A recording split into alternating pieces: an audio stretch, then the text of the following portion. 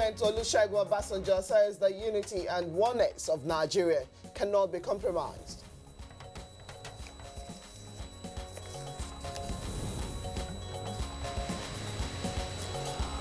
INEC declares Ademola Adeleke of the People's Democratic Party winner of Osun West senatorial by-election.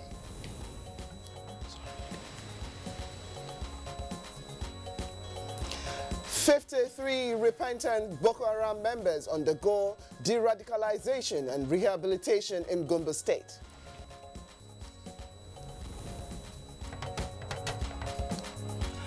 And on Good Morning Nigeria today, we shall examine the African Union choice of President Muhammadu Buhari to champion anti-corruption as the theme for the next AU summit.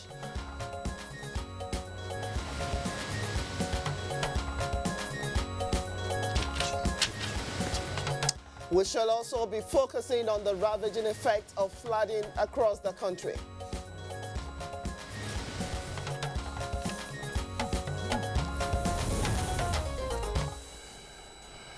And now, many theories abound as to why Africa remains underdeveloped in spite of its acknowledgement as the most endowed and unexploited continent in the world. Well, while some identify the lack of capacity to harvest Africa's natural and human resources and outvalue as the problem, others simply put the blame on poor governance, insecurity and lack of peace, as well as lack of capacity in the area of science, technology and low level of education. Indeed, Blessed, the blame game continues. However, it appears that many seem to be united on the theory that posits that corruption is a major bane of development in Africa, as corruption affects any positive attempt to make life meaningful for the hundreds of millions of persons on the continent. Quite right, Kingsley. The statistics speak for themselves. According to the United Nations Economic Commission for Africa, between $50 and $148 billion is stolen from Africa annually, while another report by the Thabo Mbeki High-Level Panel on Illicit Financial Flows, commissioned by the African Union, reported that about $60 billion was stolen from Africa between the year 2001 and 2010 alone. Now, let's bring the picture nearer home. And of course, you will appreciate how much damage corruption has done to Nigeria. Now, a Chatham House report has estimated that at least $480 billion was stolen by corrupt officials in Nigeria between independence in 1960 and year 2004. Well, little wonder there is widespread anger over the mind-boggling figures of money said to be recovered from some public officials under the fight against corruption by the Buhari administration. Indeed, the president during the 2015 electioneering campaign vowed to fight corruption to a standstill, as he believes that if Nigeria does not kill corruption, certainly corruption will kill it. Now, the fight against corruption in the last couple of years has been relentless and has also led to the recovery of billions of naira, as well as the ongoing prosecution of persons who are suspected of having looted the public treasury at different times. And of course, the monies that they took away, I said, have been monies made for development or indeed, you know, for other purposes connected with the public cause. Now, the efforts of the Buhari administration have not gone unnoticed, both at home and abroad, despite resistance by some beneficiaries of corruption who are bent on discrediting the fight. That's right, Blessing. Now, the African Union, at its 29th ordinary session in Addis Ababa, Ethiopia, unanimously endorsed Nigeria and President Muhammadu Buhari to champion the theme for the next summit of the organization, which is winning the fight against corruption, a sustainable path to Africa's transformation. Cherry News, you will say, so what does this endorsement mean to Nigeria and the fight against corruption? Has Africa woken up to the reality of tackling this monster which has stalled development over the years? What changes can we expect soon? These are some of the questions our guests will be providing answers to on the program today. Now, the second part of our program later today, of course, will be dedicated to looking at the situation of flooding in various parts of the country as the rainy season reaches its peak. Already, there have been cases of flooding in several states, in particular Lagos, where the NTA national station, the network station, Ahmadu Bello was shut down, and then you had a gentleman in a kayak canoe paddling on Ahmadu Bello Way, and some other persons swimming on the Lekki Ekpa Expressway. Several other parts of Lagos, of course, were battered by rain, and they also submerged several houses. Niger State, Nasarawa, Adamawa, Delta, Anambra, Kano, among others, have also been affected with considerable damage to property, as well as, unfortunately, loss of lives. Well, recall, Kingsley, that the Nigerian Hydrological Service Agency predicted in its 2017 flood outlook that 26 states across the Federation and as well 96 local government areas are expected to experience high flood this year. Now, what can be done to avert the imminent danger to property as well as lives? And is this situation avoidable?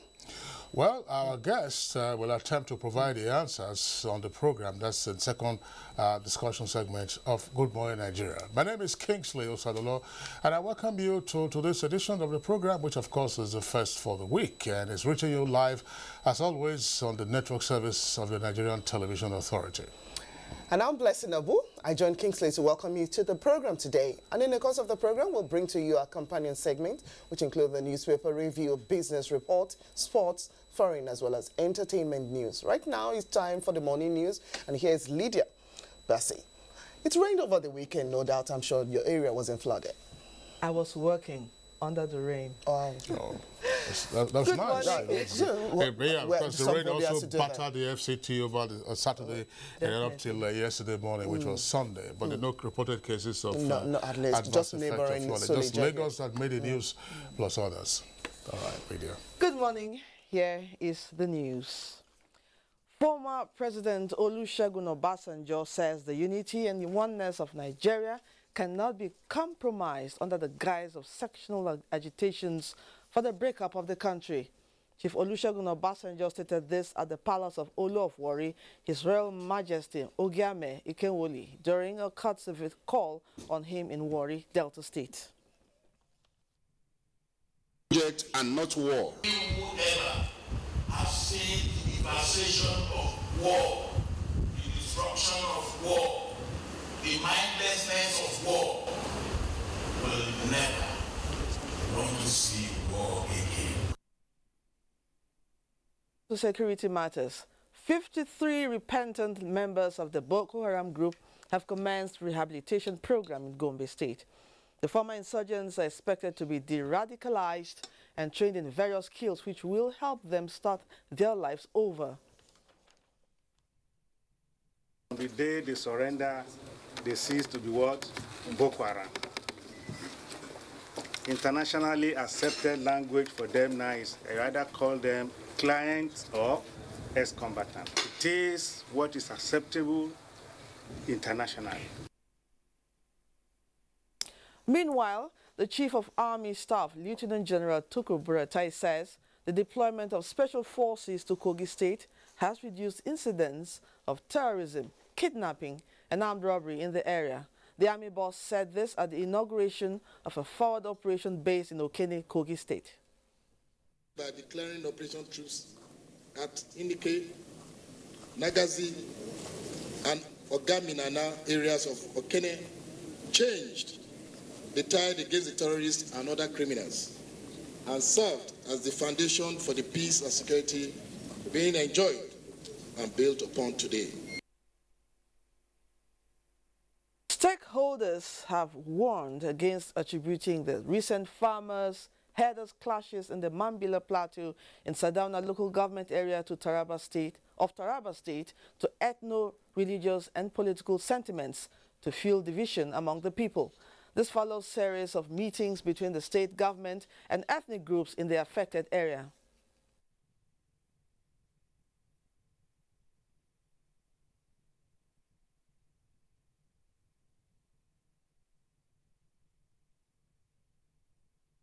And to politics, Ademola Adeleke of the People's Democratic Party, PDP, has won the Osun West Senatorial District by-election. He polled 97,480 votes. The Chief Returning Officer, Professor Laide Lawal of the Federal University Ekiti, announced the results after collation. That Ademola is hereby declared winner and is informed.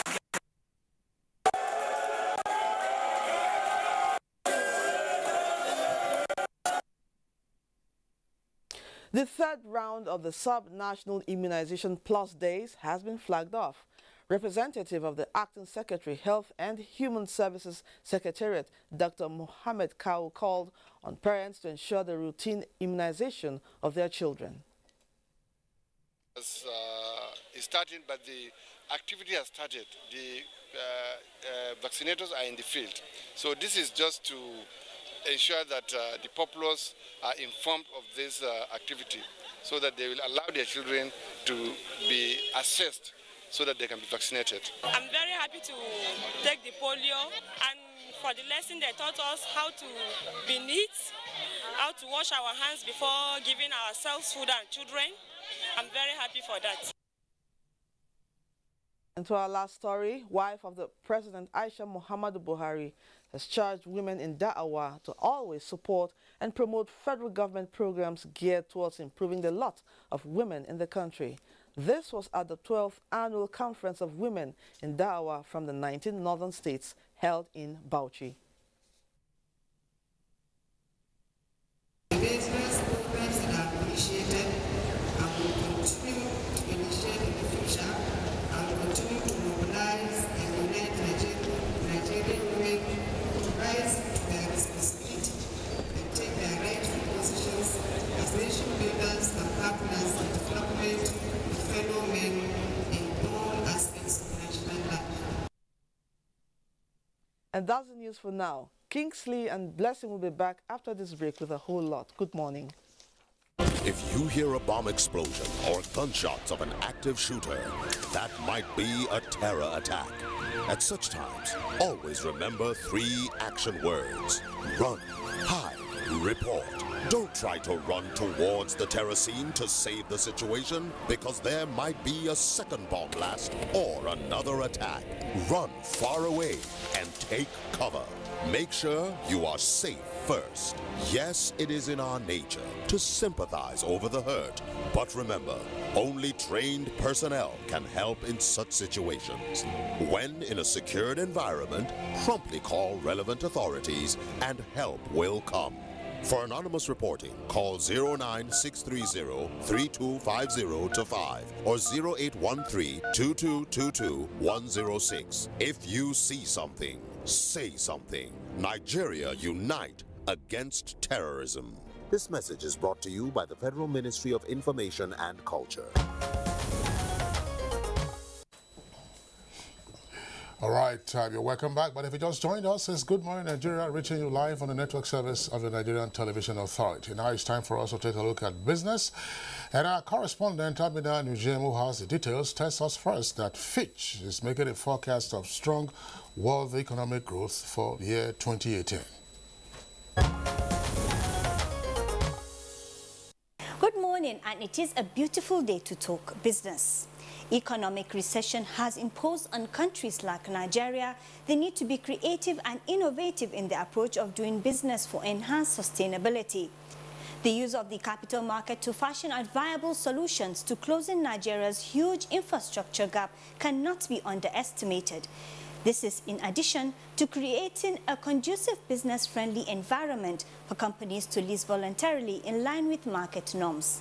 In a capitalist economy such as Nigeria, public listings of companies in commanding heights, that is, very large companies that dominate their industries in terms of revenue, market share and employment, comes with a huge benefit. That's with a view to integrating sectors or individuals that have been left out of the economy, out of the capital market, to come and make their own contribution in terms of developing the market and by extension the economy. Listing by public companies or big corporations, these are all areas of mainstreaming the key sectors of the economy, bringing them into the formal sector for them to also get sustainable funding with a view to contributing to the development of the economy. Apart from enhancing business performances, the capital market also gives the average Nigerian the opportunity of sharing in the process of decision-making. And still on the Nigerian Stock Exchange, closing figures last week were dominated with negative sentiments. However, Thursday saw a reversal of that trend. On Friday, the NSE ASI closed at 32,459.17 basis points to gain 0.32%. Market capitalization stood at 11.189 trillion naira. Next, the graphic summary of more details.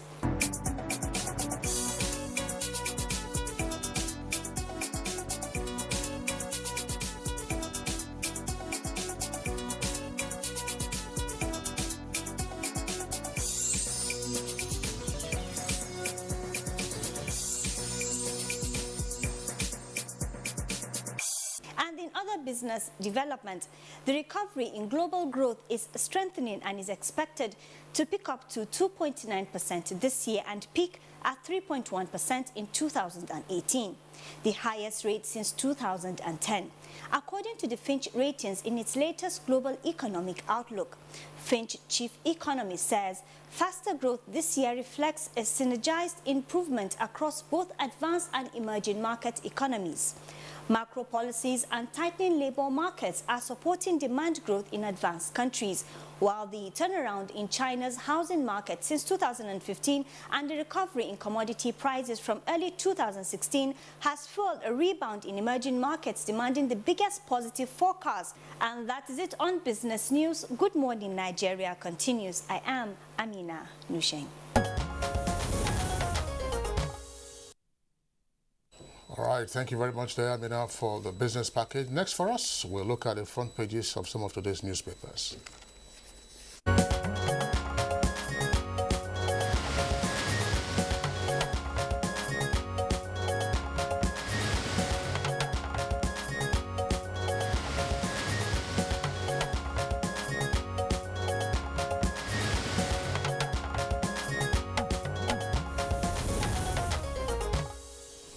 I'd like to welcome Bayo Toyebi to today's edition of the Newspaper Review. Good morning to you, Bayo. Morning, Blessing. Good morning, Kinsley. Bayo, And good morning, pleasure Nigeria. to have you join us. I hope you had a nice weekend. Yes. Yeah, well, unfortunately for some of our viewers, obviously, it wasn't the same story. That in Yes, Suleja, flood, yeah, Lagos. Lagos Ibadan. in particular, Ibadan and other parts of the country. Okay. So those are the stories that we have on some of the front pages of the papers that we have with us this morning, beginning with Blueprint newspaper. Blueprint is our first. Let's take the lead story. It has a number of photographs. Flood wipes out family of 9 and 2 others in Niger and destroys 10 houses and 2 bodies recovered. That's according to the State Emergency Management Agency. We can't confirm. That's according to the police. Details of the text of the story can be found on page 6, but you can see the photographs there of houses and vehicles submerged by the flood in Suleja yesterday, and also below that you have 2 other photographs, as well as public mains damaged by the flood also yesterday. That story you can also find on the front page of New Telegraph. Above the nameplate of New Telegraph, you have Lagos flood cuts ExxonMobil, Chevron and Total headquarters off grid. Lagos flood cuts ExxonMobil, Chevron and Total headquarters off grid. That's the Disco cuts power to Ikoyi, Victoria Island, Lekki and others. So those are the stories with regard to the flood from the 2 papers. There are, of course, other headlines, and we'll come to them presently. That's, still on the flood, the Daily Trust, as a story captioned under the nameplate. Man loses 6 kids and 2 wives to Suleja flood. That story you find on page 4. And quickly to another story. Why National Health Insurance Scheme bus was suspended. You find that story on page 3. Leading for the Daily Trust is a story on education. Only 1 in 48 applicants get admission to study medicine. That story you find right there and continues on page 5. Then there is the graphic representation of how it's been spread in terms of admission portion. 4 policemen dismissed over 50,000 naira extortion. That story, it's at the foot of the page for the Daily Trust, page 8. You'll find the story. Federal government target 365 billion naira from tax amnesty in 9 months. And constituents set to recall suspended Representative Jibrin. That story is trending on page 57. Professor the flood. Yes, let's start with the flood. Unfortunately, a man cannot account for his 2 wives and 6 children. This is a consequence of the flood in Suleja, that is Tafa local government in the fringes of Abuja here. One of the reasons that has been advanced is that people have built along the flood banks of rivers. That is very dangerous. The National Emergency Management Agency have persistently warned about people who are building in the low levels of river banks, and that is the danger. The other one is in Lagos. Water levels in many parts of Lagos metropolis have risen above the wading level. These are in areas that include Lekki, Victoria Island, Ikoyi, where some residents have now to move in canoes to be able to move from one place to another. Other areas include Egbeda, Ikotun, Satellite Town, and Fextac Town.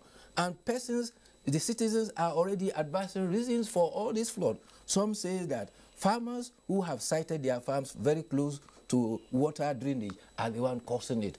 Others say that it is the initiatives of Shylock landlords who are engaged in land reclamation who are causing all these hazards. Others blame construction work going on along Abeokuta motorway and other highways. But one lesson is obvious. When drainage are blocked, water naturally will find another alternative. Also inundated is famous Ahmadu Bello Way, where NTA is situated in Lagos. In fact, the Lagos State Public Relations Officer, Olawale Famous Cole, has announced that Ahmadu Bello Way, Lagos, is to be closed temporarily. One of the rains was said to have started on Saturday, 2 a.m., and it didn't stop until 10 a.m. on Sunday. Yeah, that's right. I mean, Bayo, that's significant. Lagos has been battered by a lot of rains since June. There's no question about that. And the one for the weekend was quite heavy, so I think this probably... For some residents, somebody said, says it alongside Lekki Expressway, saying he has been home since Wednesday when the first set of rains for the week started. And up till Saturday, he couldn't get out. Yes. As Bayo said, partly the problem is, the drainage capacity has been considerably reduced on account of siltation. I mean, you go around some of these locations and you find that weed, sometimes 2 stories tall, growing in the gutters. And then, of course, caused by, indiscriminate dumping of refuse. Everyone drives past and then, you assume that all is well, and then when the heavens open up, it's a different story. To be forewarned, they say it's to be forearmed. The National Airspace Agency has warned that the tropics, particularly in our region, will be inundated with a lot of water this year. NIMET too have also warned about 20 states and 30 local governments. 26. That's right, indeed. That's one of the topics. One of the topics that we are discussing this morning. We're having the hydrological services join us to discuss this subject matter. You have a lot of losses arising from all of this. We do hope that they're able to go to work in Lagos today. That's the nation's commercial nerve center. Let's return to Blueprint newspaper. Immediately below the new nameplate of Blueprint newspaper, looters funding Boko Haram and separatist movements. That's attributed to Magu. Magu, of course, is the acting chair of the EFCC. An amnesty bill will fail, says Rep. Details on page 6. Now, just below the photographs of the flooded scenes in Suleja yesterday, you have a number of other headlines. Vegetable oil smuggling threatens 43 billion naira investments. Dangote sacked 3,000 workers, ignite protest in Adamawa. And military battling 14 security threats nationwide. That story is attributed to the Chief of Defense Staff, CDS. Counter-terrorism. Russia partners Nigeria media. That's on page 5. And on page 7, time girls spend on social media worrisome. That's attributed to the Sultan of Sokoto. And why I refuse to resign over my CCT travails. Again, that's by Saraki, Senate President. Well, quickly now to another paper, Business Day. I have just above the nameplate, you have Nigeria may record first economic growth since 2015 in Q2. And there's this right to that, Purchasing Managers Index, as PMI trend indicates. And still on the front page, you have leading for the business day, executive legislature squabbles may slow economic recovery. It's coming from an analyst. Starts right there, but continues on page 45. Other stories, stakeholders pick holes in newly approved gas policy, mismanagement compounding universities found in challenges, Oxford Blues or Blueprint for the Black Continent. This comes from J.K. Rando, as well as Nigeria must reverse the burden of proof in corruption cases. That's another story you find there. Okay, Bayo, what I had on the front page of the Daily Trust I read earlier, only 1 in 48 applicants get admission to study medicine. I just want to take some other headlines from New Telegraph, and then we'll pass it over to Bayo to discuss. New Telegraph, the lead story is on politics. APC, that's the kicker. Buhari and Oshibajo's impeachment not possible. Two writers, senators, we are not plotting their removal. Oyegun, that's chair of APC, some interests making resolution difficult. Details of the story can be found on page 2. And below the photograph there it says, Osun rerun. PDP now battle ready for 2019. That's according to Sheriff, one of the chairmen of PDP. McCarthy, another chairman of the PDP. Nigerians beginning to realize APC's deceit.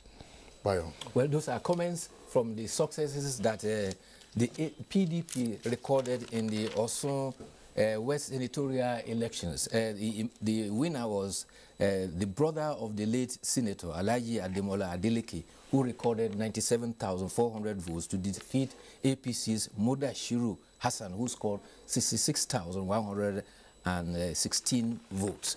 And interestingly, the two compartments of the People's Democratic Party have all hailed this, that they hope with the Supreme Court judgment coming, they will be able now to come together and take the bull by the horn. They are citing the success in Osun State as a signal for the rejuvenation of the People's Democratic Party. Now, according to the story about the Sultan, Sultan says the social media is making recluses of many of our youths.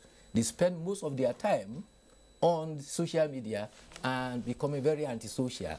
The other alarm he also raised was in Wamako, where he went to launch the polio campaign for the season. He's declared any cleric who is against immunization is a fake one. He recalled that many of us who are above 50 recall that we all had vaccinations. Everybody has this round circle on their shoulder. It was given in the early days for immunization against smallpox. Talking about this story you drew my attention to, UTME, 156,213 students applied to read medicine, and the vacancies available are only 3,205. And one student who passed was a 19-year-old girl. Her name is Cynthia Uzochukwu. She scored 233 in the last UTME examination. You might say that is a wonderful score, and she wanted to read medicine. Her brother posted on Facebook, my sister Cynthia made her jump, and when she was alive, she told me, brother, I will become a doctor to treat mom and my siblings. I laughed at her, and she says, brother, you will see. Unfortunately, Cynthia died before she could get her admission. And her brother wrote, I will always be proud of you. I'll always love you, Dr. Cynthia Uzochukwu. Yeah, Bayo, that's... Dr. Cynthia, so rest in peace. Very sad. Aspirant. The brother was so worried that he didn't even mention what actually was the cause of the cause of the death. That's fit for you. That's right. Unfortunately, Bayo, that's a promising young lady. That's Bayo. We'd like to thank you for being with us this morning. Thank you for We'll see you again tomorrow. All right, it's Good Morning Nigeria. We're taking a short break now. When we return, we'll be discussing the two topics.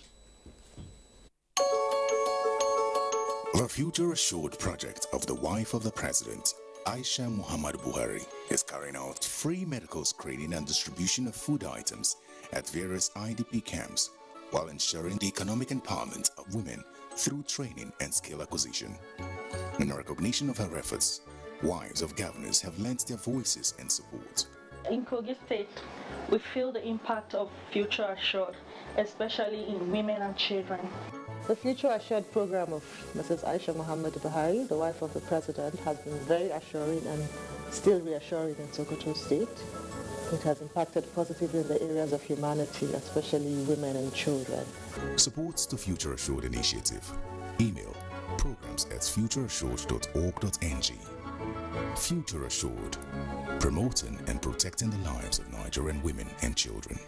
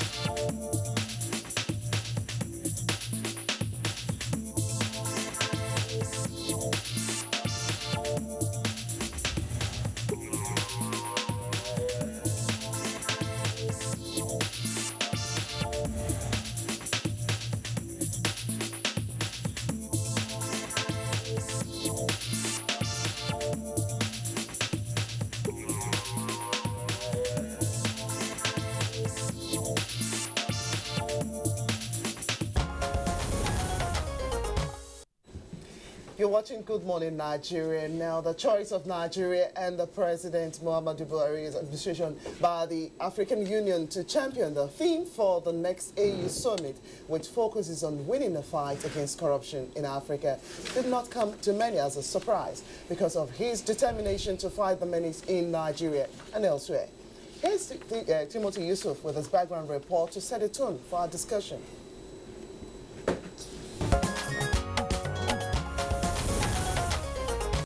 In a newly released poll by Transparency International, a global watchdog, 58% of Africans believe that corruption was getting worse on the continent. The report said 75 million people in sub-Saharan Africa paid bribe in 2014, for instance, to obtain official documents and access to some basic necessities of life. This is aside illegal acquisition of wealth to the detriment of the masses. It is in this direction that many posit that corruption is the single biggest threat to the growth of Africa. In Nigeria, corruption is one of the biggest challenges confronting the nation and is found in every sector of society. As the most populated country in Africa, Nigeria, among many countries, is ranked high in corruption by Transparency International and other notable organizations that monitor corrupt practices around the world. In the 2014 ranking, Nigeria is ranked 136 out of 174 countries surveyed. This result shows that there is an improvement, though things are still bad. The emergence of a new government in 2015, led by President Muhammadu Buhari, changed the trajectory as a new steam was ingested in the fight against corruption. Many suspected corrupt Nigerians, particularly public officials, were investigated, arrested and charged to court for embezzling public funds, while huge amounts running into billions of naira were recovered. Nigerians have consequently begun to realize that it is not business as usual and are having greater faith that corruption will be defeated one day. Little wonder African leaders at the recently concluded 29th African Union Summit in Addis Ababa, Ethiopia, unanimously endorsed that President Muhammadu Buhari champions the next theme for the AU in 2018. The theme is winning the fight against corruption, a sustainable path to Africa's transformation. The decision is believed to be in recognition of the Buhari administration's commitment and success in the fight against corruption in Nigeria and agitation for the return of stolen Nigerian funds abroad. It is therefore expected that President Buhari would, during the summit, provide exemplary and resourceful leadership by working closely with other African leaders, the AU Commission and development partners to collectively fashion out common programs for continent-wide application of the anti-corruption theme in all member states of the Union. The chairmanship role by President Buhari is also expected to involve a number of diplomatic initiatives to sensitize and raise awareness of the international community on the dire consequences of corruption and the collective strategies to defeat it. On Good Morning Nigeria today, experts will be discussing President Buhari's posture as a major inspiration to Africa in combating corruption and bringing positive change towards building a sustainable and prosperous Africa.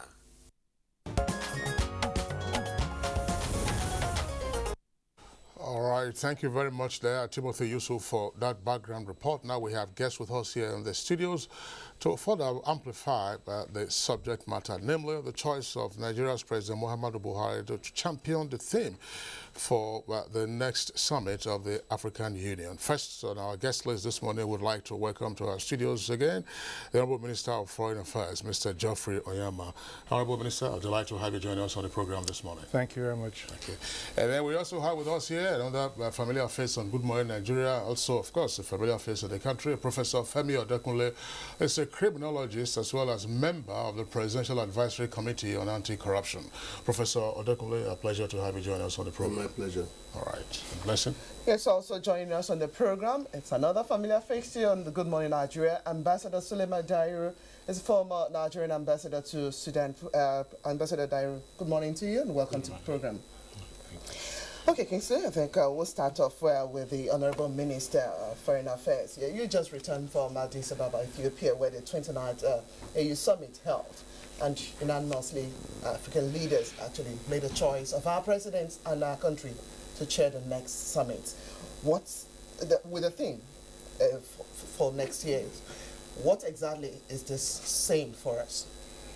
Well, it's a recognition, first and foremost, of the qualities of our president.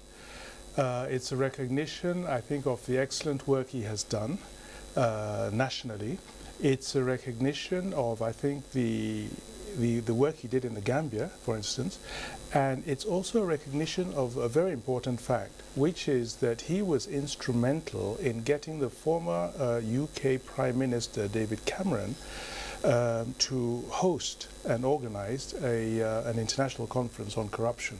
And so he's acknowledged to have really taken the issue of corruption or anti-corruption onto the global agenda.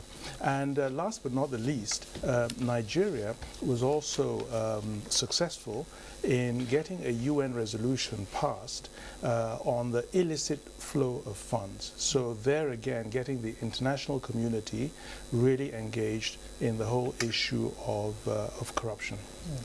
Was it difficult for the attendees at the summit forging a common front, tapping Nigeria's president as well as Nigeria itself to walk around the theme for next year's summit, which is on anti-corruption? Was it a big deal? I mean, it was a big deal in the sense that it's a big statement. It wasn't difficult to select our president. It was a unanimous choice. And I think that a lot of African countries and leaders appreciate that bad governance is one of the major obstacles to the development of African countries.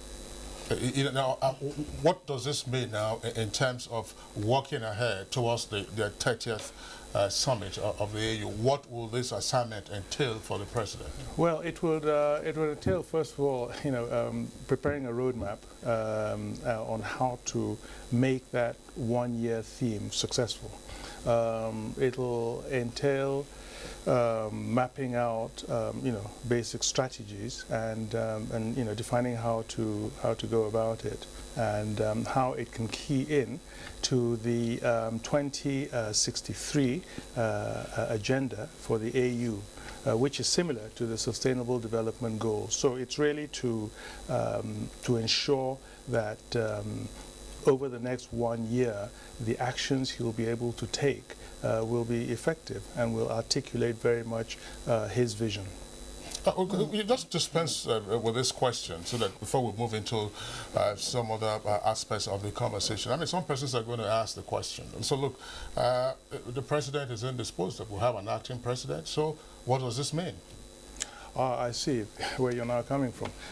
No, it's for next year, and our belief, hope, and assumption, that Mr. President will be able to make all the requisite input into making this a success. All right, Kingsley, let's move on to our other guests on the program. Let's seek first Ambassador Daire's views. In diplomatic terms, really, what does this assignment add to what we've been doing, or the credentials of the nation in terms of fighting corruption? Thank you for having me. First, let me say that I entirely agree with what the Foreign Minister said. It is a personal recognition of President Buhari's untiring efforts to check the menace of corruption. When he was selected or elected, it was because he felt that he had the courage and the moral authority. Moral authority in the sense that he has lived by giving personal example, leading a very Spartan life, not ostentatious. So, for we Nigerians, I think we should be happy in the sense that the President of Nigeria, the country that has made a terrible name all over the world, is selected to fight corruption. Corruption is, sincerely speaking, has not been agreed by everybody on what it means. It depends on the person you are talking to. Just like terrorism. People have not agreed on the true definition of corruption. But what we all know is that some people see corruption as a moral issue, not a criminal issue. But yes, somebody can do something that is immoral, but not corruption. But we have it all rolled into one here. And that is why I feel the election of President Buhari to lead the campaign is a big omen for us in Nigeria. It is a recognition of his personal qualities. Of course, you will remember shortly after the election, he became like a superstar. He was being invited all over the world. And he showed a determination that he was ready to do the job. And fighting corruption was one of his cardinal goals. And he has waged a relentless war against corruption. People who we thought were untouchable, we saw them being taken to court. All right, Ambassador Daryl, still with you. Now that we know that some of those areas, even when presidents came in and he talked to some of those nations in where most of the visitation had been, proceeds of this corruption are stashed in some of these countries, foreign countries. How will Nigeria, or should Nigeria actually push in this direction to actually elicit some of those areas, or some of these countries to actually return these looted funds or cash across the different continents of the world? How do we latch on this particular endorsement to actually work on that? You see, let us get one point clear. There's no country in the world where there is no corruption. Certainly. But that of Nigeria is simply because what you hear, you never imagine that such things would happen. So, for him to be selected to lead the war or to lead the crusade against corruption on the continent, which is largely responsible for the stunted growth of the country, is a good thing. I have served in many African countries, and I know for a fact that corruption is deeply ingrained. whether it is government or individuals. It has got to a state that even the government and the individuals don't see corruption as a cancer that has to be completely removed from the society. I give you an example. I won't mention the country. A parliament in that country put a term limit on the tenure of the president. After the parliament had passed the resolution, the president was informed, and immediately the governor of the central bank was instructed to transfer specific amount of money to the accounts of the members of parliament. The same day they reconvened and changed what they resolved, that there is no more term limit. Yeah, Ambassador, so that is the same. Ambassador Dahiro, that means that they reverse themselves. They reverse almost automatically. Yes, they reverse themselves. But when it was a high court judge that told me this, and when I asked her the equivalent amount in dollars, she said it was $500 per lawmaker. Per lawmaker. So this means that, like I said elsewhere, when, I'm sorry to say, Netanyahu came to Monrovia to insult the intelligence of African leaders by saying they were going to give aid of $1 billion for 15 West African countries. Are we that cheap that $1,000 can buy us? All right, that's diplomacy. Now, Ambassador Dahiro, it's essentially corruption that we're dealing with. Professor Femi Odehule, let's bring you into the conversation at this time. But of course, we know what the president has been doing in the Nigerian context in seeking to tackle corruption, plus his first tour of duty as head of state from 1983 to 1985. This is a transcendental assignment. From your perspective, and indeed being a member of the Advisory Committee on Anti-Corruption, how do you perceive this new engagement of the president? A distraction or a reinforcement of the activities taking place back home? Thank you, Kingsley. The Honourable Minister hit the nail on the head on this matter. It is first an affirmation, number one, that Africa has come to recognize as a body that corruption is a fight worth fighting because of the established relationship between that problem and our undeserved or justified underdevelopment. Secondly, it's an affirmation that among all the leaders of this continent, Buhari has put himself out as somebody worthy to be put as an index for Africa to the world, that this is a good example of the kind of leadership we want. I was, I think it was on NTA, I was pointing out that about 10 years ago, Mo Ibrahim was trying to have an African leader that manifests integrity. He was able to find one in the former president of Botswana. Since that time, that prize has not been able to be given to anybody else. To me, the fact that the African body has chosen Buhari, regardless of the condition of Nigeria, is that this leader, regardless of the situation of his country before or even now, is worthy of that accolade. I'm saying it's not the award, but it's almost similar to that.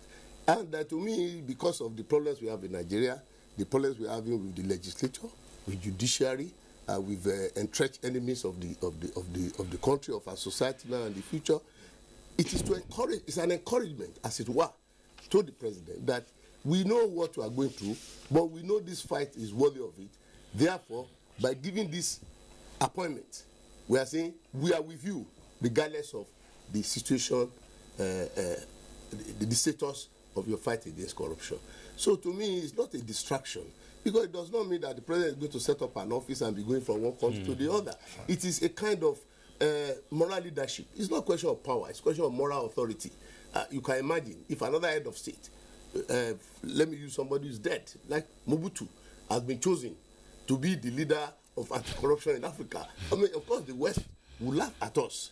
But immediately you chose Buhari, it's an indication that the country is serious. You also have to recognize that this president, immediately he came in, he got invited to the West, the rulers of the world, that is America and Britain and Germany, and because of this anti-corruption stance. And what we find now is that in the work we are doing, Presidential Advisory Committee Against Corruption, the ones Nigerians do not know has to do with how do we engage the West in making back that the illicit flows that have been occurring is actually reversed. A lot of technicalities are involved, a lot of legalists are involved, but by engaging people, even mobilizing their own population to get them to pressurize their government and their parliaments to release this money, because really, to be honest with you, they don't want to release the money. They talk from two sides of the mouth. On the one hand, they say we are corrupt, but on the other hand, they too are factually corrupt because they make the United Nations rules and regulations. We were part of it, but they are the same people who actually receive this money into their boats and use it for their development. And then immediately we are now asking, okay, we have agreed, you have agreed that this money is stolen. Can we find a way of bringing the money back? Then they will tell you about this problem, that problem. Then the governments over there will say, well, it's a legal process. We leave it to our courts.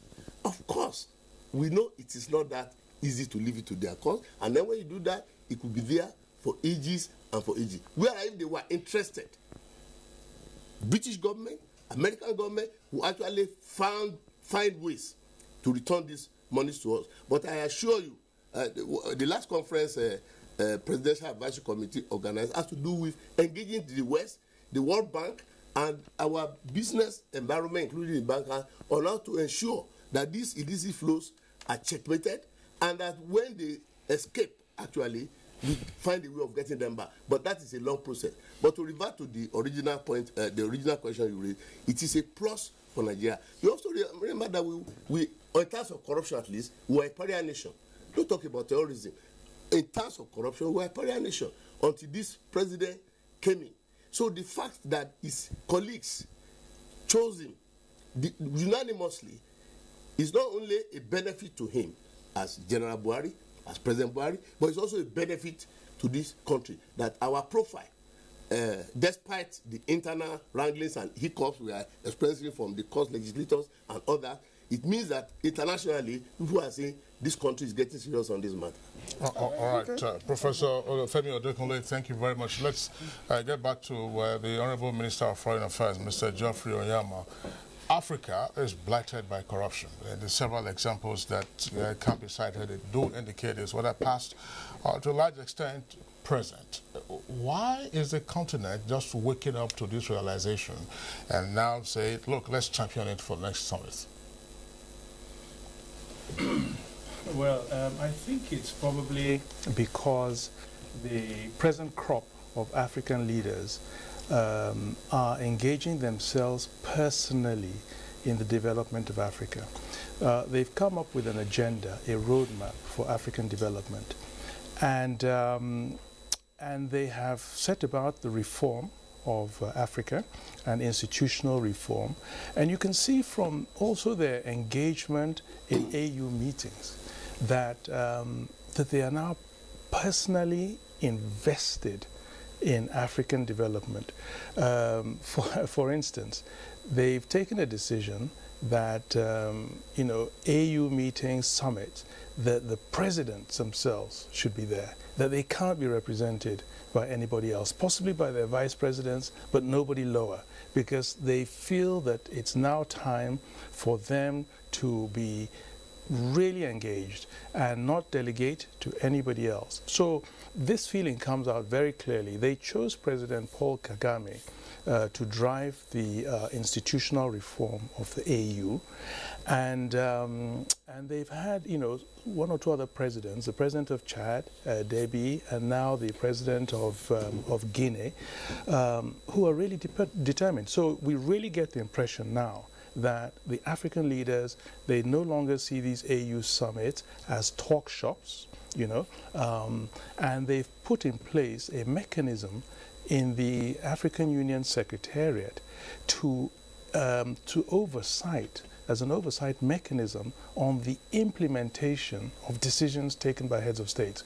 So they're really putting in place the building blocks to start delivering and start implementing. So I think that's why this issue has come up now. In the past, and I think a late president was mentioned, that might not necessarily have been the case. You probably had a situation where African leaders at the continental level were much more engaged with other priorities, and you had a time when the late President Muammar Gaddafi was really almost running the show alone, and I think the objective then was a lot more on mechanisms to promote greater integration.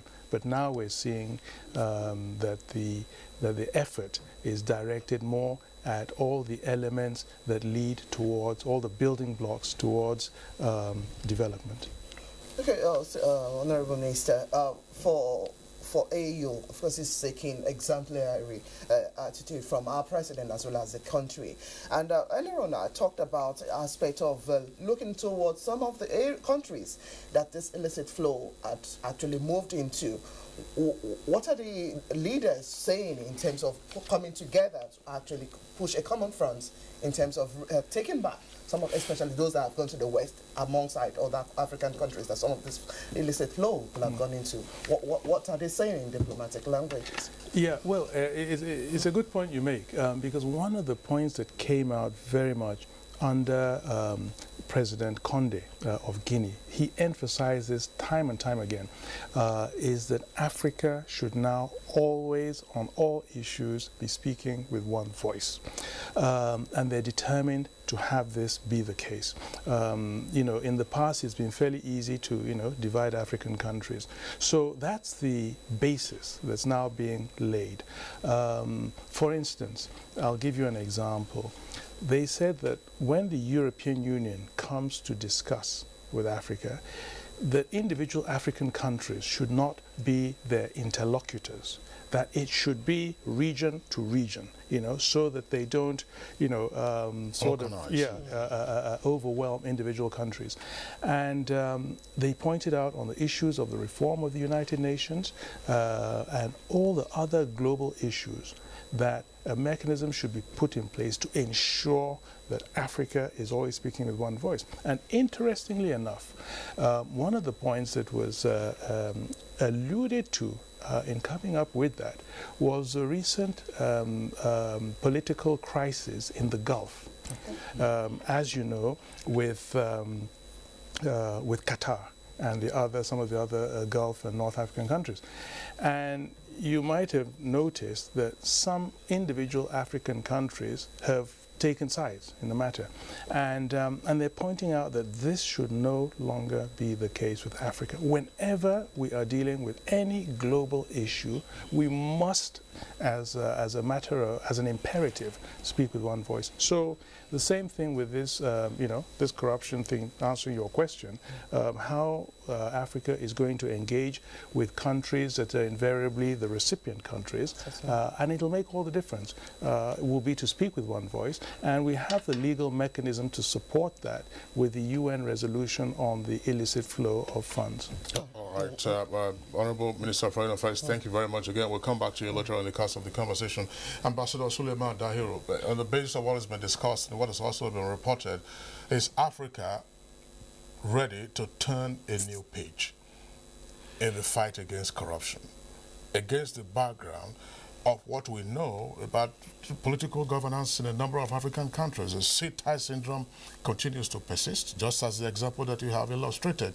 How potentially challenging is the new task that the AU is imposing on itself coming forward next year, in which President Muhammadu Buhari is taking charge of right away? You see,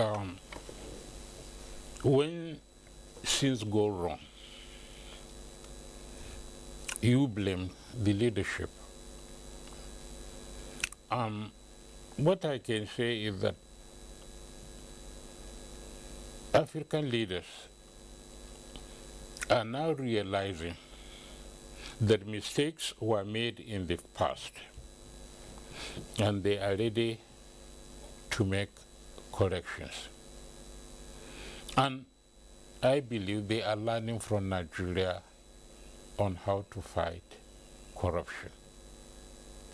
Because they are learning from Nigeria on how to fight corruption, internal changes are taking place in individual countries. When you listen to what is happening in Ghana, what you hear is happening in South Africa, is happening in other places, it means that people are now realizing that it cannot continue like that. So, what will President Buhari start from? From where will he start? In my opinion, the personal example he has already shown. What African leaders should try to emulate from him is to govern with honesty and justice and shun all forms of corruption, whether institutionalized, whether it is active or passive or whatever. Let them know that we need to change our focus. The focus now is on development. Africa cannot continue to live on the handouts from the developed world. Africa has the resources to manage itself very, very well if these resources are properly harnessed. So, like what they started before African peer review mechanism, maybe they have to start meeting among themselves, whether it is AU as a body or the regional groupings, that things have to change and the development goals that have not been moving the way they should move, we have to refocus our attention and make sure that things are done the way they should be done. All right, quickly, Ambassador Dairo, before we let you go, because we have to bring in another guest. The 29th AU Summit also looked at harnessing the demographic dividend with the youth. Now, these are a set of young persons on the continent trying to actually move, and that's quick, get rich quick syndrome. Now, how can this fight with corruption actually be brought in to actually bring on this development and change the narrative that we have for the continent? You see, I feel very sad with what is happening with our youth. Any country that neglects the youth is caught in for trouble. We have youth who are highly educated, but unfortunately, they cannot get anything to do. We are seeing the waves of movement to the west, where young educated people are perishing, whether in the sea or in the desert of the Sahara. We have to reorientate ourselves with the issue of the youth. We have to find a way of bringing them on board. But at the same time, it is not just bringing them in. The youth also have to show that they are honest, they are sincere, and they are ready to work for themselves and for their countries. It's not just bringing them. If you look at what is happening, I'm sorry to say, most of the corruptions that you see are done by the young people because of get-rich mentality. We have to de-emphasize this get-rich mentality, especially if you are a public servant. I personally feel that any public servant who abuses the office he occupies should be sanctioned. But unfortunately, all over the continent of Africa, you get the youth who are invariably given positions they don't deserve, and they are protected because of the families they came from. This has to stop. We have to do things the way it should be done. We have to call a spade a spade. We have to call the bluff of people who think that because of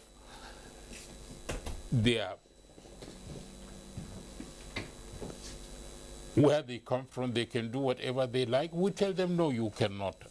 This is the way we can move the continent forward. All right, Ambassador Suleiman Dahiru, Nigerian former ambassador to the Sudan. Of course, he also had several tours on the African continent as a diplomat. Ambassador Suleiman Dahiru, a pleasure that you were able to share your thoughts with us on the program this morning. Thank you. All right, it's still Good Morning Nigeria, reaching you live on the network service of Africa's largest television network, the Nigerian Television Authority. We'll take a short break now. When we return, we'll take viewers' reactions. You can see the Twitter handle there at the bottom left-hand corner of your screen at NTA GMN, and other guests will also join us. We'll still have with us here the Honorable Minister of Foreign Affairs as well as Professor Femi Odekunle. The struggle for independence had been a long and tough one. Our founding fathers and compatriots sacrificed their comfort and even shed their blood. We cannot at this point in history afford to spirit away their sacrifices for immediate but temporary gains of today. Let us emphasize what unites and not what divides us. Working for the unity of purpose with a stronger vision for a better tomorrow. NTA, growing with the nation. Together, no matter where you come from, no matter your religion, we are one. Let's live together. Let's stop fighting each other. Let us live as one. It doesn't matter where you come from, your tribe or religion, man, woman or child. It doesn't matter who you are. Put Nigeria first. No matter where you come from, no matter your religion, we are one. Let's live together. How can we develop when we're always in crisis? Families have become refugees in their country. No matter our differences, show some understanding. No matter where you come from, no matter your religion, we are one. Let's live together. Nigeria, the only country we can train with remarkable potentials to excel. Let us believe in ourselves and change our attitude for the sake of our country and generations unborn. Let us revive our cultural values, which are our essence as a nation. Let us renew the spirit of patriotism and hope in our dear country. Do not take or give bribe. Be punctual always. No more African time. We can't expect to be global citizens and operate on African time. Join the queue. Insist that people are attended to on a first-come basis, no matter who they are or where they come from.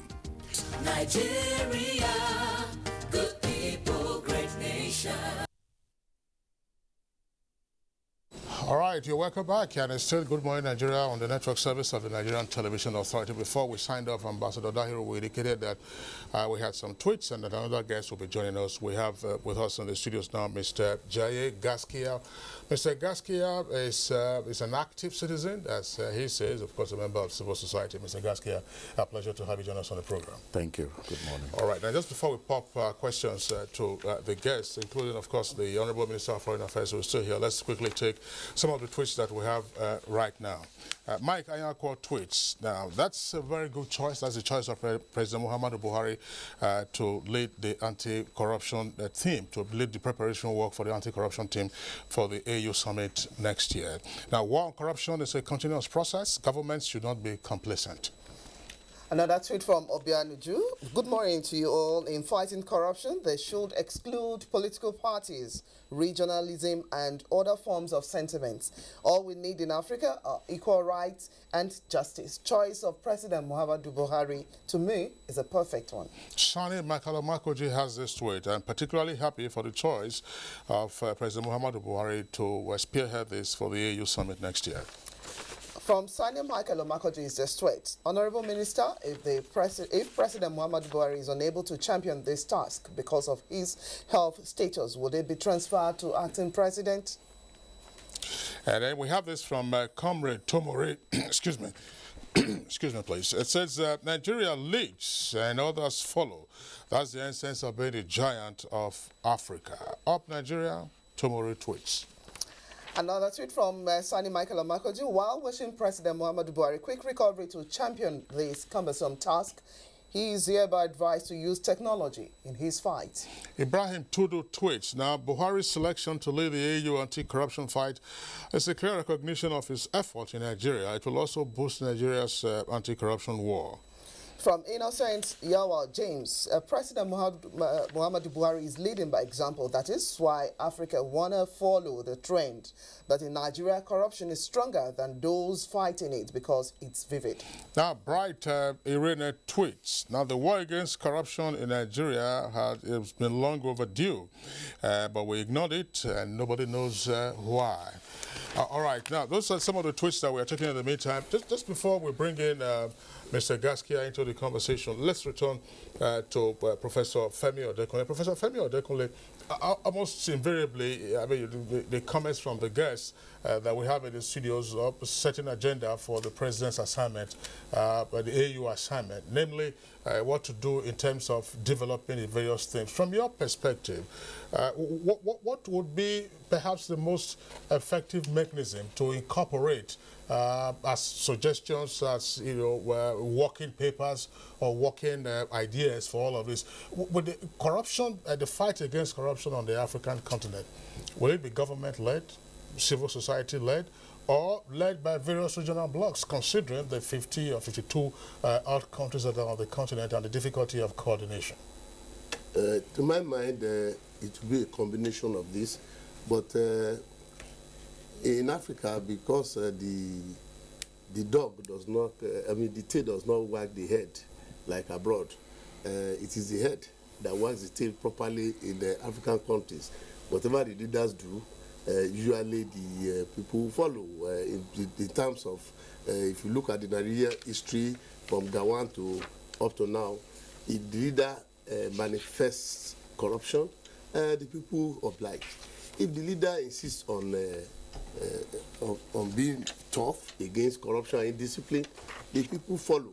So I would say that yes, it's a combination of all those bodies you have mentioned, but the leadership is important. The political will is important. I mean, take the case of Nigeria. You know, the civil societies have been here, other bodies have been around, but you see, until the leadership of Nigeria decided that I'm not going to have it, this is actually the top of my mantra, I'm going to fight corruption, then people, even people who are perpetrating corruption up to this minute, they cannot come on TV and say they are for corruption. Everybody is against corruption. It's just because the leadership is determined and is serious. And for Africa, of course, that creates a problem because we have different stages of development and different attitudes. Take Ghana. Not long ago, Ghana, through the efforts of civil society and the press, got rid of about 20-something judges in one first sweep. Okay, but if the government was not in support, the leadership of the country was not in support, that could have been sort of sabotage. But because the leadership supported it, the civil society, the press, was able to actually carry out what they did. In South Africa now you have a problem in which the population are insisting, as it were, they don't want to follow the path of Nigeria, so they want to fight corruption before it goes entrained. So they are actually on the throat of Zuma. But the demand of democracy, the survival of ANC is actually contending with such forces.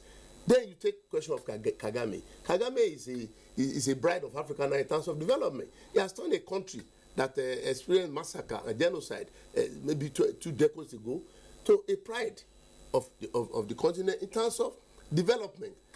But, and I apologize for this, it is because he did not tolerate unmoderated democracy. I like democracy, but democracy has to be moderated. Our rule of law, they have to be moderated by common sense, by the interest of the collectivity, that what is in the interest of now and of the future. I'm not against any illegality. I'm just saying that we cannot afford the so-called unmoderated democracy they claim to have in the West. And it's a claim because actually we know what they do on the ground to make sure that the interest of the state actually overrides any individual or group personal interest. Oh, okay, Professor, definitely. Thank you very much. Let's bring in Mr. Gaskia at this point. Yes, this is a new task. Well, this task is already ongoing. And for a country, it's there is a term, corruption is fighting back. Same thing you're seeing over the continent. Now, how do we begin to help in this new determination by African leaders to actually to stem this scourge and actually bring to bear what it's intention to actually present a common front? How do we, against the background of weak institutions as well as other areas of fighting corruption? I'm glad you ended on the note of weak institutions because that was where I was going to, coming from. Because for me, what I think is really the implication of President Buhari's selection by his peers to lead this is that apart from being a recognition of what he's doing at home, apart from being a recognition for Nigeria, and as perceptions go, that is very important. But also, I think that even for Nigeria and for President Buhari and for the current regime, the implication of this is that if you have to deal with corruption at the continental level, on the African continent, then the question of institutions become even, stronger, more important. So therefore, even as a lesson for what needs to be done at home, the necessity for institutions to become very strong, so that this is not just because of the president. Because I mean, like Prof said earlier, a while ago, corruption was not corruption. It was stealing, and everybody followed suit. Now everybody is saying we are against corruption, but that's because individual leadership. So we have to strengthen institutions, and then so what do we need to do to strengthen institutions? Let me just use Nigeria as an example, and then maybe we can extrapolate that to Africa. So in Nigeria, how do we fight corruption in an institutional manner? You have quite a gamut of institutions that are there. So if the Auditor General's office was doing its work, and if the report of the Auditor General, the audit report, the yearly audit report, was taken cognizance of by the National Assembly, if the National Assembly, did what was necessary with it, and sanctions are meted out, you would be fighting corruption. If the procurement units and the rest of that are also working, then you would also be flagging off, red flags before they start, So it's all of those institutions working. So at the continental level, how do we then ensure that this happens? It means that continental institutions have to become stronger. What this actually means for me is that the implication is that African governments, if they really want to fight corruption at the continental level, must begin to surrender part of their sovereignty to some form of continental institution that can, coordinate, this kind of fight across the continent, linking the various national institutions together and then making them stronger and then autonomous. All right, Mr. Jai Gaskia, thank you very much. Minister of Foreign Affairs, Mr. Geoffrey Oyama, the concept in international relations is a strong one, even though it's been whittled down in recent decades. That's the concept of non-interference in the affairs of all the states. And from the African continent, we have seen how this had played out in the past. Now, African leaders embarking on this journey of saying, look, we want to tackle corruption head-on, will most likely, again, considering the depth of corruption around the continent, come up against the question of interference. So what might we be taking a look at? Is it developing a model of anti-corruption fight? Or it might just be, having some transcendental protocols, by which African countries or regional blocs could cooperate much more effectively in dealing with the fight against corruption. That's one leg of my question. Second leg is, what lessons do we learn from the peer review mechanism under NEPAD? Less and less has been heard of that in recent years. Okay, your first question. I mean, these are all strategies. I said at the beginning, our president will be the champion of this fight.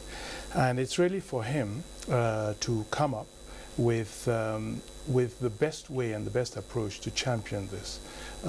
We've heard points made about, the importance of institution strengthening and so forth. So these are all parts of the strategies to make the 1 year of his championship effective.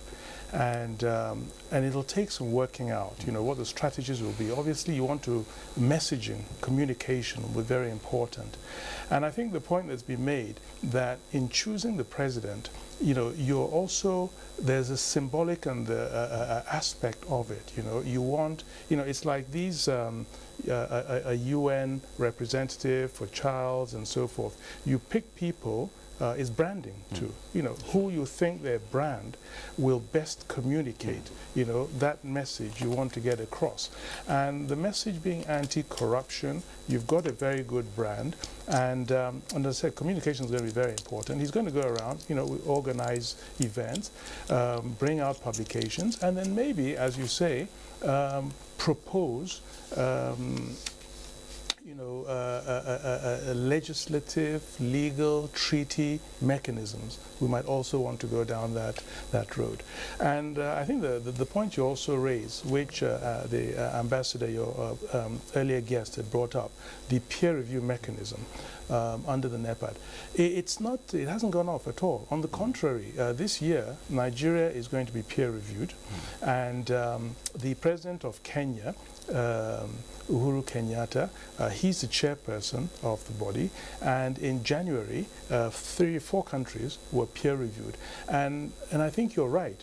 This is also a very important mechanism because the rationale for the creation of the peer review mechanism was precisely that, for countries to peer review each other, and the issue of good governance is an aspect that they will be peer reviewed against. So you want to have some benchmarks, and I think here the President Buhari can also help in that process in identifying and establishing benchmarks that will be incorporated into the peer review mechanism, so countries can hold each other account in terms of implementation of anti-corruption measures and steps. Can we, Professor Adekunle, is it possible to envisage Africa speaking with one voice on the question of anti-corruption, considering how, as you mentioned earlier, some leaders get easily corrupted, get easily enticed by the West or other sources or other locations, which are the recipients of looted funds from Africa? Of course, it is possible and it's advisable, and in fact, I hope that will be the case, that African countries will speak with one voice, because regardless of the tendencies among the various tendencies among the countries, everybody is interested in receiving back illicit funds that have gone. Of course, as a digression, I can say that those Western countries are likely to turn your noses at some of the leaders on the basis that they have intelligence, financial intelligence, on the monies that some of the leaders and members of their team actually have in those votes, in their votes. So immediately those people come up and start talking about returning money, they know that they may not be serious. However, that does not prevent them from talking with one voice. Remember the matter of democracy. on this continent, sometime a decade or two decades ago. A good number of the countries were not in tune with the democratic culture. But with 1, 2, 3 people started speaking with one voice. AU, ECOWAS started saying, well, if you took over power outside of the democratic ballot box, they were not going to recognize you. So I'm saying there is hope that regardless of these tendencies of our leaders towards corruption, it could happen. And then just one more point, talking about the problem between leadership and followership. I don't buy that kind of argument in our system, meaning I'm with him when he says that it's the leadership that is crucial. I'm not saying the followership is not important, but because of the embarrassment of poverty, because of the supply of the population, they cannot actually do what they want. Every Nigerian on the street is against corruption, but is forced to participate in corruption. If leadership can't be serious, and the leadership goes down, not just the president, but the party hierarchy, the civil service hierarchy, the law enforcement hierarchy, the judicial hierarchy, the legislative hierarchy, if they can actually manifest anti-corruption attitude and discipline, I'm sure Nigerians will follow. Okay, thank you very much, Professor. Quickly, Mr. Gaskia, we must round up this conversation now. Internal opposition, external opposition, whether internally or on the international scene. Now, what other diplomatic initiatives will you want them to see in terms of supporting this determination of the leaders? I think that one of the things that President Buhari should do would be to also encourage citizen-to-citizen action.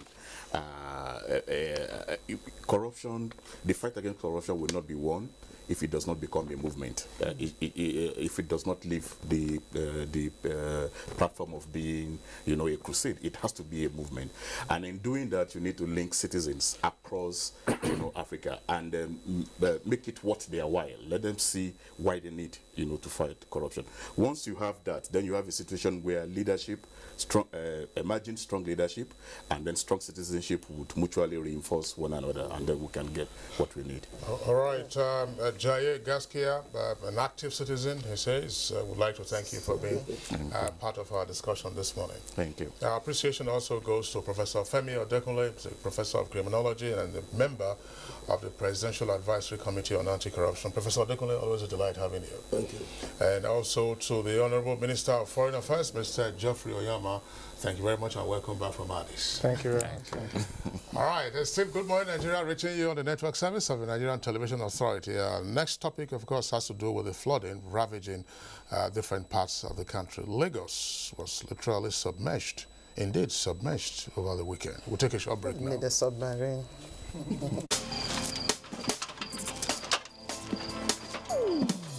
Oh boy, climb this thing now. No be only to connect lights. Come you and yourself now.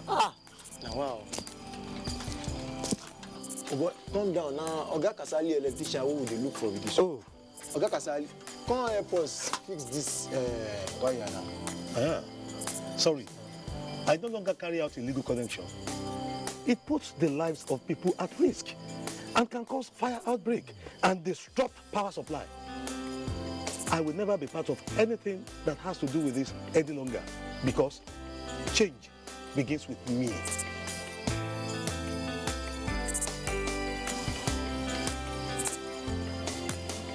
Oh boy, letting him talk makes sense.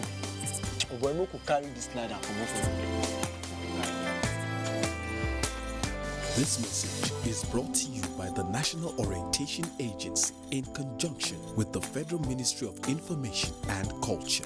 Admission forms for the 2017-2018 academic session of NTA Television College JAWS into its diploma programs are now on sale. The diploma programs are in film and TV production, broadcast journalism, and TV engineering technology. Applicants are required to have at least 5 credits, including English language and mathematics at SSC, NECO, or GCO levels in not more than 1 sitting. Application forms can be obtained from the TV College Refi JAWS or at any NTA zonal centers nationwide on payment of of a no-refundable fee of 7,500 naira in bank draft in favor of NTA Television College. Completed application forms should be returned to the Office of the Academic Secretary, NTA Television College, or the Center of Purchase on or before 28th of July 2017. For further inquiries, please call 0806 980 9807 or 0703 660 7155. NTA Television College, training you to be the best you can be. Now, to the second discussion, more cases of flooding have been reported across the country with huge losses recorded with the earlier warnings issued. What are the measures put in place to contain the situation? Let's take this report from Victor Azo, who was at High in a community in Niger State along the Abuja-Kaduna Expressway, where floods left a bad taste in the mouth of the residents.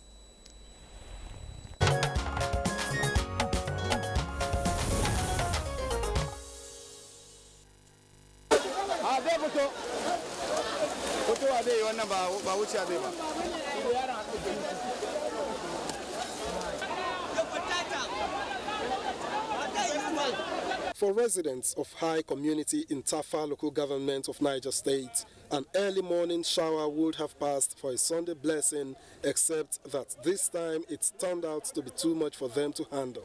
They were jolted from their sleep by the effects of the torrential rainfall, which began in the wee hours of Sunday and continued for hours, leaving behind a trail of destruction and agony. Among the victims of the flood rage was Jibril, a resident of High who had been swept by the flood through the tunnel and across the Kaduna-Abuja Expressway. Fate smiled on him as the community rallied round to rescue him. He was third time lucky, as he was said to have lost the battle to cling onto any lifeline a couple of times earlier as the floods raged on. The water started from up, and the boy from there, the way come, the boy fall into the water. From there, the water carrying full under bridge here. When they reach there, I hang on top of tree. There's another person there.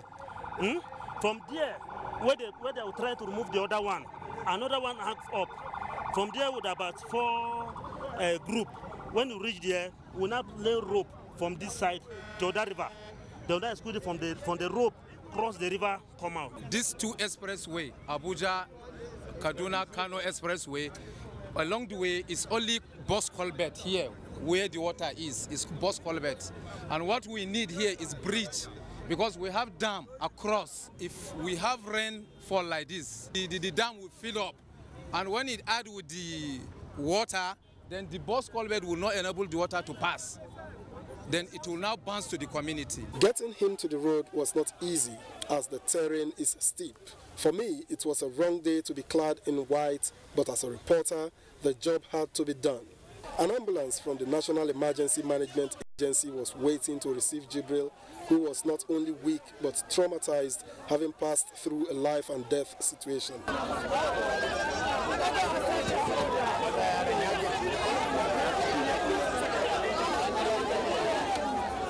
Residents say that some of their folks are still trapped in the submerged houses.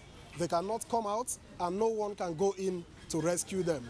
NTA News also learned that 6 members of another family of 8 are unaccounted for, as only 2 have been located as at the time of filing this report.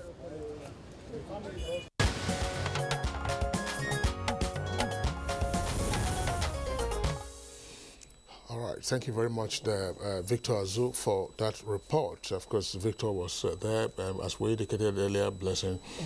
Lagos also had its own share of horror tales, to narrate with regard to the flooding. NTA National Studios in Lagos, that's on Ahmadu Bello Way, had to be shut down on account of the fact that the flood waters entered the premises. The whole of Ahmadu Bello Way, part of it was also closed. Lekki Expressway and different parts of Lagos suffered that. Now we have been joined in the studios by 2 guests to discuss the ramifications of these issues. The first guest is Mr. Moses Oluwatoyin Berkeley. He is Director General of the Nigeria Hydrological Services Agency. Mr. Berkeley, a pleasure to have you join us on the program this morning. Thank you so much, my pleasure. Good morning, Nigeria. All right. Yes, also joining us is Dr. Victor Fodike. He's a climate change expert, as well as the Director General of the African Clean Energy Summit. Welcome to the program, Mr. Fodike. Thank you very much. Good morning, distinguished listeners. Yes. Okay, let's begin with the DG, Nigerian Hydrological Services Agency. In your 2017 flood outlook, you predicted that 26 states across the Federation, as well as 96 local government areas expected to experience high flood in a few months. Has anything changed about this, judging from what we have seen in the last couple of days? Well, not quite, because going by the historical data that we have and the modeling that we carried out, we were able to come up with those forecasts. Now, indeed, most of these locations where we said floods should be expected have started manifesting. Now, that is not our joy, because these forecasts that have been made over the years is to enable people to do the right thing. But year after year, they remain the same, and so nothing has changed. But in the case of Lagos State, it's important to note that there is this wind that they call monsoon wind, which blows around, say, from the mid of June to September, October. And these, of course, allows so much precipitation on the land. Now, coupled with the tidal surge, with the sea rise, then that, of course, would mean that you have so much water on the coastal land. Now, unfortunately, the few drainage systems, facilities that are there are blocked. Now, there is so much rapid urbanization along those areas, Lekki, Victoria Island, without sufficient drainage systems to check any excess flow of water in that area. Of course, if you look at that area, it's so low-lying that for any serious prevention to happen, say from the sea, for example, there should be some high walls, barriers along the coastal line there, which is having the case down, you know, the entire length of that area. Then, of course, you know that there is so much reclamation of land in that area, you know, where we should have had some wetlands, which is supposed to be a buffer for flood waters. Now, that not being the case now, of course, with this kind of increased precipitation and sea rise, it will definitely cause so much havoc, and that's exactly what we are seeing now. What have we not learnt, really, from what is happening? What have we not learnt?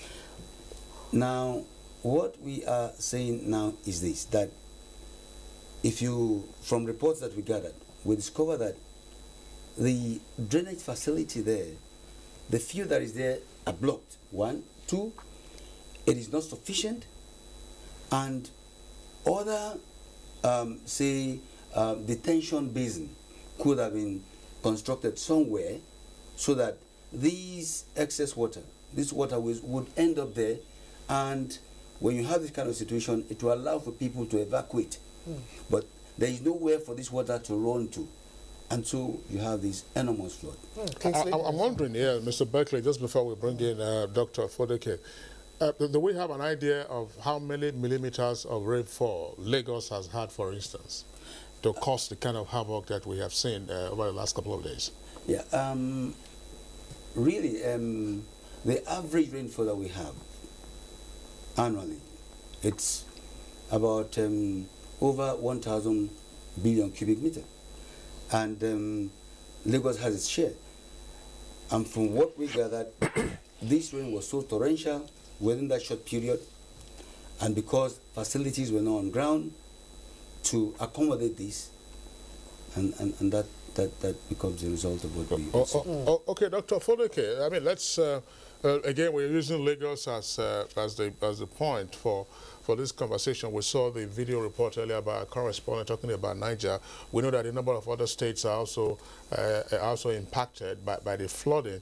Well, some persons are already asking the question, because Mr. Berkeley was talking about it, having some wind breakers or some barrier in the sea.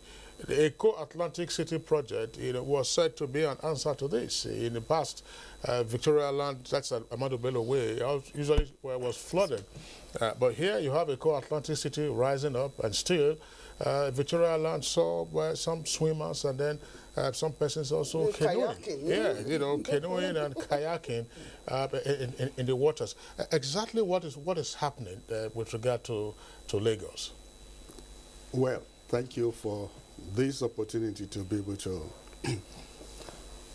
offer some solutions to what is actually happening. It has been repeatedly mentioned to us that climate change will result in extra rainfall in some areas, and that the sea is actually melting. I mean, the ice in the North Pole and the Antarctica, they're all melting and increasing the volume of water in the ocean.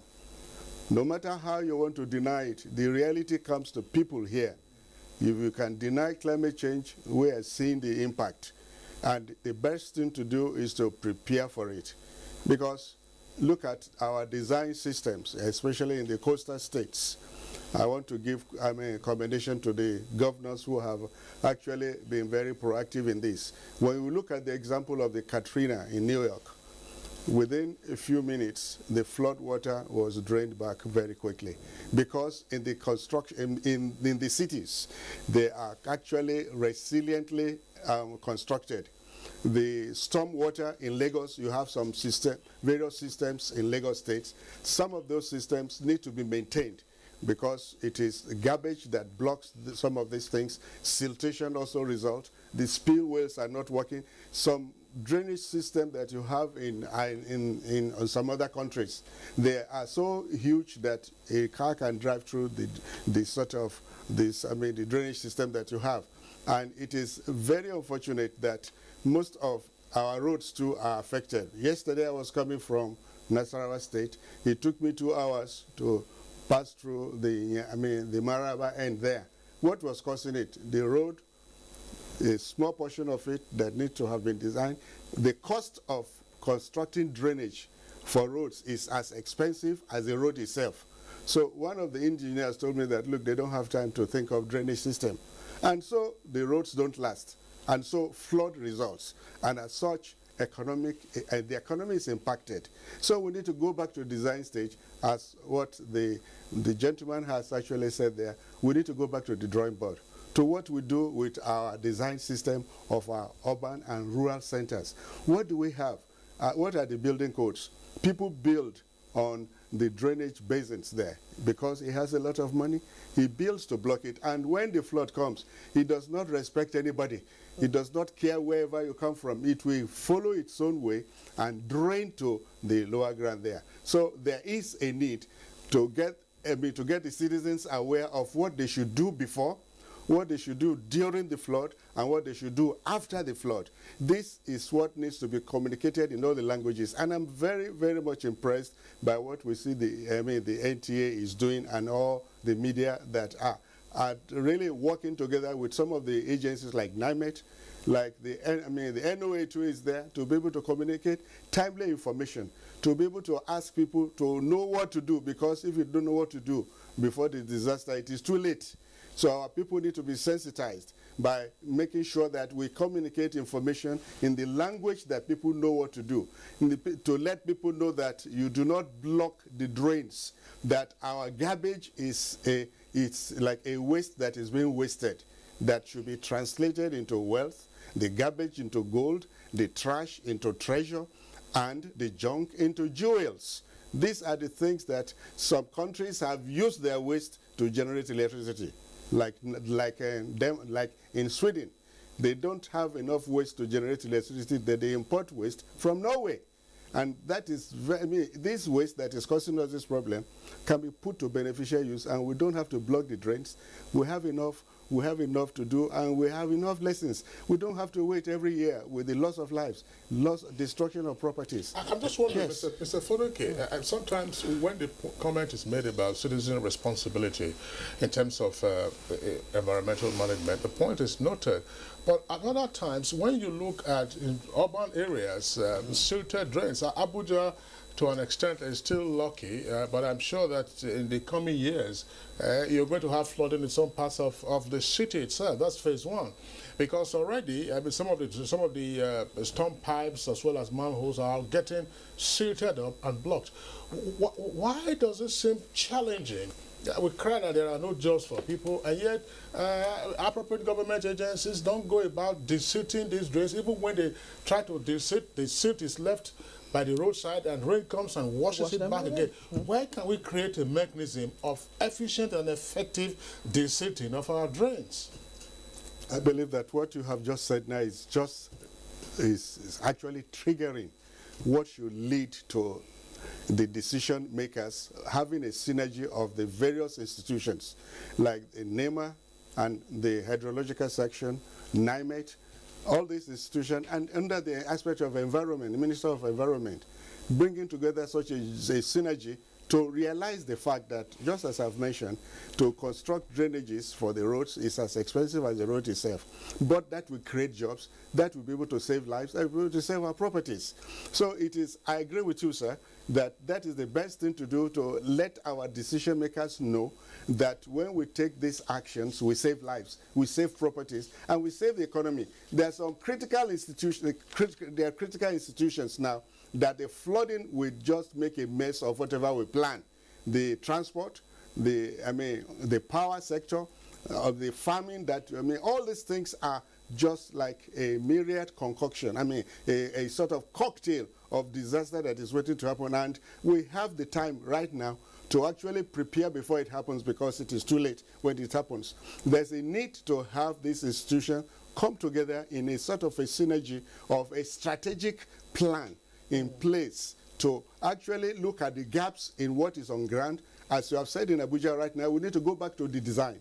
We need to go back to the master plan. If there needs to be done now, like in Lagos in Dodam Barracks, I remember in the days when the Supreme Military Council used to be there, they constructed a special drainage that can even take a car to move out. And that drainage system is maintained. And if we don't do this right now, we will just be like fools every time coming to land. But sometimes the consequences of this flood disaster is too late. That is when lives are lost. Right, one is too much. Okay, Dr. Fodike, also the DG Nigerian Hydrological Services Agency. I know different agencies as well as other experts are taking a look at what needs to be done. Earlier on, Dr. Fodike mentioned the issue of climate change as well as some other natural disasters. Issues coming on to actually affect water. Now, there are transboundary waters coming in to actually even pushing this issue of flood. What kind of advisory is the government or the people of Nigeria getting to actually take a look at some of these areas of outside waters coming in? River Benue, River Niger, as well as other areas of developing countries being at the receiving end of countries that are highly pollutant to some of these areas of climate change. What do we need to do as a matter of urgency? Well, it is true that we have some transboundary waters coming into the country. On average, that total about, say, over 80 billion cubic meters of water coming from the outside. And to that extent, we have stations installed at those places to monitor the inflow of these waters from outside. Indeed, in order to control and manage this water that is coming in, the federal government, of course, has constructed some strategic dams. You remember the Kainji, the Jeba. And that, to a large extent, will help control and manage the flow downstream. Of course, as you are all aware, on the Benue flank, we don't have that, enough dams.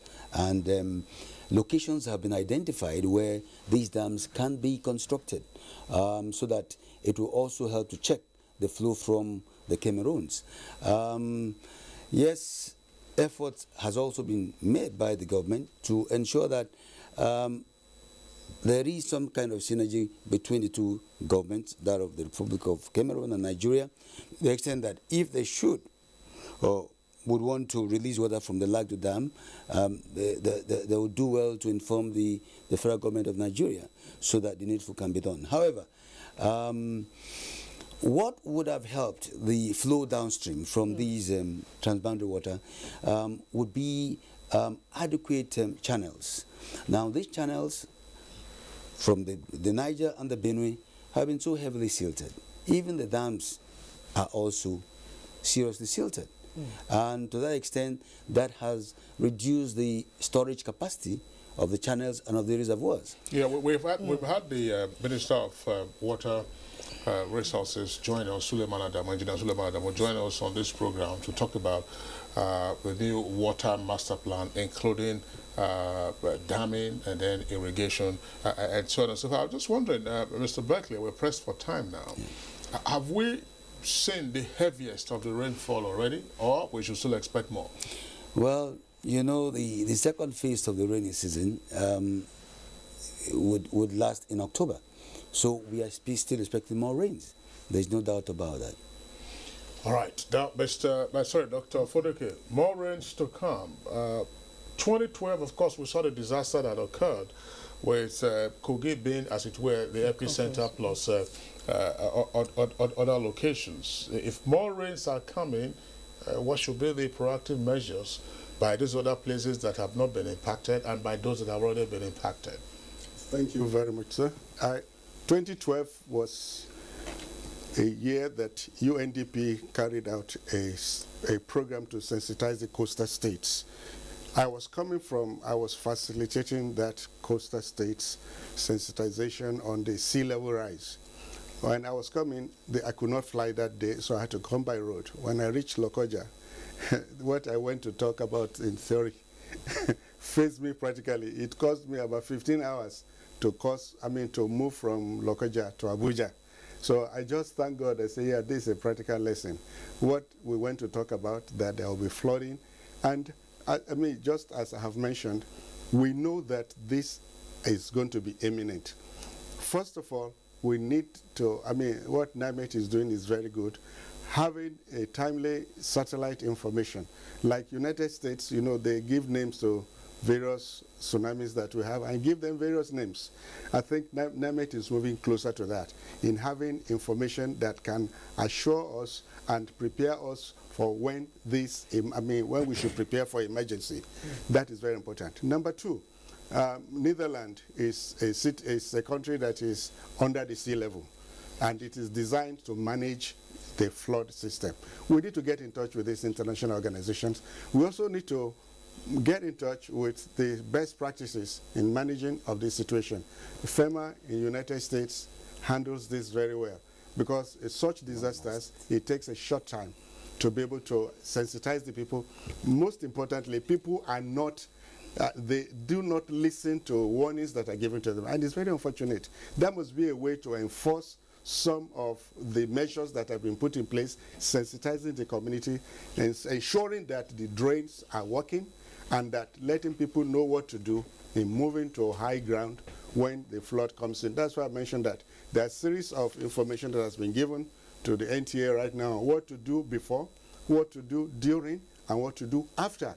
And this information must be communicated using all the various means. And I'm really give commendation to the NTA and to the media and to the organizations of NGOs and the various ministries that should move out, because if there's anything that needs to be done right now, information, sensitization, and capacity building must be embarked on very quickly so as to save lives and properties. Okay. All right, well, that's the much that we can take for this discussion of the issue of flooding in some parts of the country. We saw the report from our correspondent on Niger, as well as, of course, the reports over the weekend in Lagos. We'd like to appreciate Dr. Victor Fodeke, who is climate change expert and DG of the Africa Clean Energy Summit. Dr. Fodeke, thank you for being with us this morning. Thank you very much. Our appreciation also to Mr. Moses Berkeley, DG of the Nigerian Hydrological Services Agency. Mr. Berkeley, thanks for being with us this morning. Thank you for having me. All right, now let's move on now very quickly to our companion segments. Blessing, we are taking sports. Yes. A 6